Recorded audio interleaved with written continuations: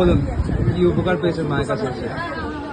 অনেক জায়গাতেই আসি, অনেক জায়গাতেই অনেকভাবে পুজো করার চেষ্টা করি মন থেকে। এখানে এসেছিলাম দিদির থ্রু দিয়ে, তারপরে মনে যেটাই বলেছি, যতটুকুনি বলেছি সবটাই পরিপূর্ণরূপে হয়েছে এবং আমি আশাবাদী আগামী দিনেও যে কোনো সমস্যার সম্মুখীন হলে মা আমাকে উদ্ধার করবে।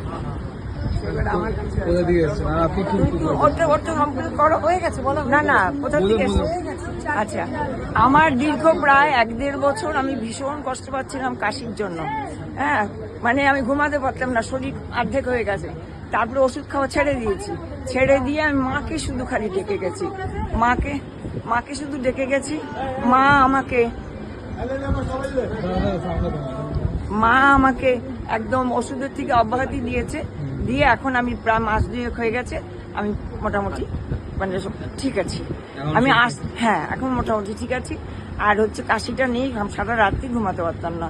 দিনের বেলা এমন হতো কাশতে কাশতে বমি হয়ে যেত। শুধু মানসিক করে আপনি হ্যাঁ হ্যাঁ, শুধু মা আমাকে দেখেছে। মা, আমি সেই আস্তে আস্তে তাই বলছি যে আজকে মা যে আমাকে কত উপকার করেছে সে বলার নেই। আর এর আগে আমি এসেছি, এমনি এসেছি মেয়ে সোনালির সঙ্গে, এসে মার সঙ্গে দেখা করে গেছি, পুজো দিয়ে গেছি।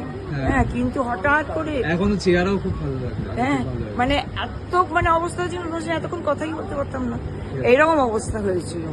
জয় মা জয় মা মনসা দেবী কি, মায়ের জয় মা হ্যাঁ। কালনাগিনী মায়ের।